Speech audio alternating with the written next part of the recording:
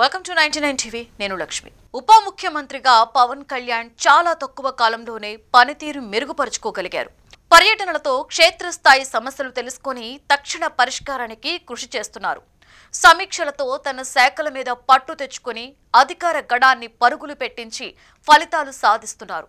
అయితే జనసేన అధ్యక్షునిగా ఆయన ఎదుర్కొంటున్న సవాళ్లు కొన్ని ఆయన ముందరి కాళ్లకు బంధాలు వేస్తున్నాయా? నిర్ణయాలు తీసుకోవడానికి ఆచితూచి వ్యవహరించవలసి వస్తుందా? అధికారంలో దూసుకుపోయినంత వేగంగా సంస్థాగతంగా ముందుకు వెళ్లలేకపోవడానికి కారణాలేంటి? పార్టీ కార్యకర్తల ఆలోచనలకు ఆయన ఆలోచనలకు మధ్య అంతరముందా? ఎమ్మెల్యేల మీద పట్టుందా?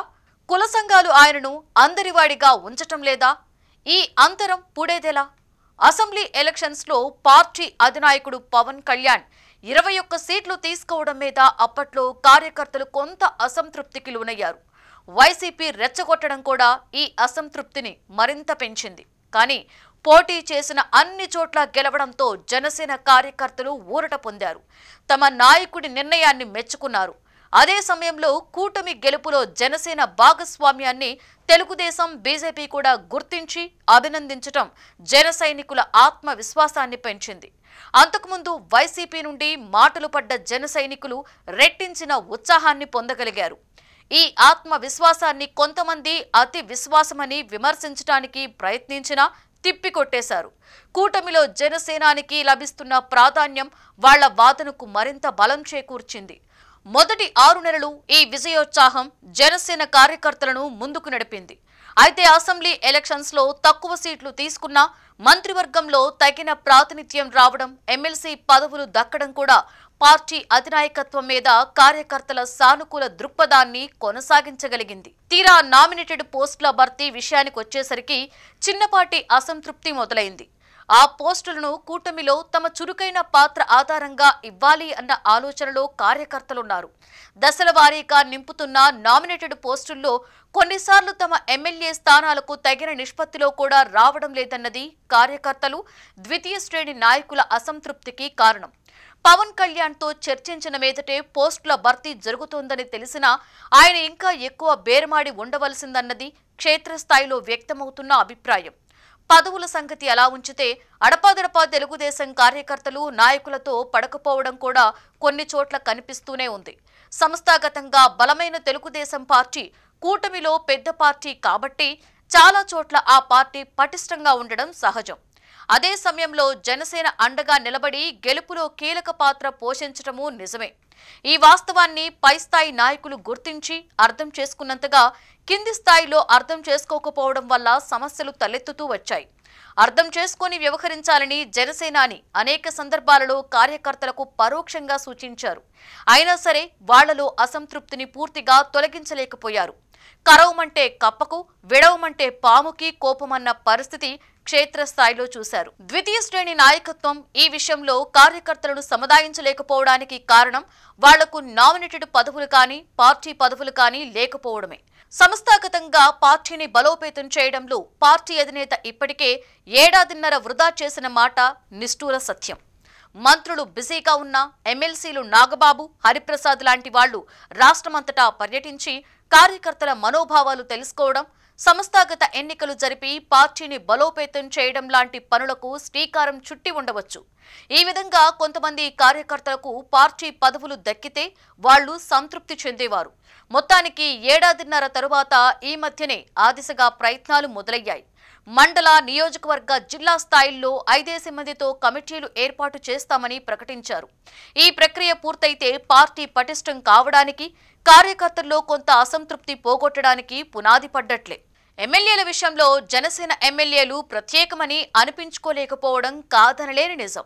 కూటమి ఎమ్మెల్యేల మీద వస్తున్న ఆరోపణల నుండి జనసేన ఎమ్మెల్యేలకు ఎలాంటి మినహాయింపు కనపడడం లేదు. ఇసుక అక్రమాలు లాంటి ఆరోపణలు దాదాపుగా అందరూ ఎమ్మెల్యేల మీద ఉన్నాయి. కొన్ని సందర్భాలలో జనసేనాని కొంతమంది ఎమ్మెల్యేలను మందలించినట్లుగా, హెచ్చరించినట్లుగా కూడా వార్తలు వచ్చాయి. పార్టీలకు అతీతంగా అందరూ ఎలక్షన్స్ లో ఎంతో కొంత ఖర్చు పెట్టిన వాళ్లే కావడంతో వాళ్లను పూర్తిగా కట్టడి చేయడం దాదాపుగా అసాధ్యమనే అభిప్రాయం ఏర్పడింది. ఎక్కువ ఆరోపణలు వచ్చిన వారికి మళ్లీ టికెట్ ఇవ్వడమా, ఇవ్వకపోవడమా అనేది జనసేనాని నిర్ణయించుకోవాల్సిందే తప్ప పూర్తి స్థాయిలో ఎమ్మెల్యేల మీద నిఘా పెట్టే పరిస్థితి లేదు. అధికారానికి వెలుపల ఉన్నప్పటికీ, అధికారంలో ఉన్నప్పటికీ ఉండే తేడా ఈ పాటికే జనసేనానికి అర్థమై ఉంటుంది. కార్యకర్తలు, ఎమ్మెల్యేల పరిస్థితి ఇలా ఉంటే కాపు కుల సంఘాల ఆలోచన మరోలా ఉంది. కాపుల వల్లనే జనసేన గెలిచిందన్నది కాపు సంఘాల నిశ్చిత అభిప్రాయం. కాపుల వల్లనే జనసేన గెలిచిందన్నది కాపు సంఘాల నిశ్చితాభిప్రాయం. ఇక్కడ కాపులకు, కాపు సంఘాలకు మధ్య తేడా ఉందన్న మాట కూడా నిజం. చాలా సంఘాలు కాపులను ప్రభావితం చేస్తున్నామని నమ్ముతూ అదే సంగతి జనసేనాని కూడా నమ్మాలని అనుకుంటున్నాయి. బీజేపీ ప్రభుత్వాన్ని వెనుక నుండి ఆర్ఎస్ఎస్ నడుపుతున్నట్లుగా పవన్ కళ్యాణ్ని కూడా తామే నడపాలి అన్నది ఈ సంఘాల ఆశ. పుట్టుకరీత్యా కాపు కులస్తుడైన, కాపులు బలపరిచినా తాను మాత్రం అందరివాడిగా ఉండాలన్నది పవన్ కళ్యాణ్ నిశ్చితాభిప్రాయం. అయితే ఈ కుల సంఘాలు మాత్రం ఆయనకు పదే పదే కులం గుర్తు చేస్తూ కులం చట్రంలో బిగించాలని ప్రయత్నిస్తూనే ఉన్నాయి. ఈ విషయంలో ఒకవైపు కాపుల మనోభావాలు దెబ్బతినకుండా చూస్తూనే మరొక వైపు అందరివాడిగా ఉండడం పవన్ కళ్యాణ్కు కత్తి మీద సాములా తయారైంది. ఇప్పుడున్న పరిస్థితుల్లో కార్యకర్తలు, ఎమ్మెల్యేలు, కుల సంఘాలు అనే ఈ మూడు కోణాల్లోనూ ఆలోచించి అడుగు వేయవలసిన పరిస్థితి పవన్ కళ్యాణ్కి ఉంది. ఎవరిని ఏ మేరకు సంతృప్తి పరచాలి, ఎవరిని ఎలా హద్దుల్లో ఉంచాలి, ఎవరికి ఎలా నచ్చజెప్పాలి అనేది ఆయన రాజకీయ పరిణితికి చిహ్నంగా మారబోతోంది. రాబోయే ఎన్నికలను దృష్టిలో పెట్టుకుని మరికొందరు ఎమ్మెల్యేల స్థాయి నాయకులను తయారు చేసుకోవడం కూడా ముఖ్యం. పార్టీ పిలుపునిచ్చే కార్యక్రమాలను భుజాలకెత్తుకుని నిర్వహించే ద్వితీయ శ్రేణి నాయకత్వం బలపడితేనే జనసేన పార్టీ బలం పెరిగినట్లు లెక్క. అదే సమయంలో పంచాయతీరాజ్, గ్రామీణాభివృద్ధి లాంటి కీలకమైన శాఖల మంత్రిగా ఆయన రాబోయే స్థానిక సంస్థల ఎన్నికలలో తన పార్టీకి ఎంత ప్రాధాన్యం దక్కించుకుంటారనేది కూడా పెను సవాలుగా మారబోతుంది. పార్టీ గుర్తు ఉండదు కాబట్టి చాలా చోట్ల ఫ్రెండ్లీ కంటెస్ట్ తప్పనిసరవుతుంది. జనసేన నిజమైన బలం బయటపడేందుకు కూడా ఈ ఎన్నికలు దోహదపడే అవకాశం ఉంది. ఎమ్మెల్యే నిష్పత్తి కంటే ఎక్కువ స్థాయిలో స్థానిక సంస్థలలో గెలిస్తే జనసేన తన బలాన్ని చాటుకోగలుగుతుంది. అందుకే ఈ ఎన్నికలకు సన్నద్ధం కావడం జనసేనకు చాలా ముఖ్యం. కార్యకర్తలు, స్థానిక నాయకులు, ఎమ్మెల్యేలు, కుల సంఘాలు కూడా ఈ ఎన్నికల్లో జనసేనకు దక్కబోయే గౌరవం గురించి ఆలోచిస్తున్న వేళ జనసేనాని వేసే అడుగులు, తీసుకునే నిర్ణయాలు చాలా కీలకం కాబోతున్నాయి.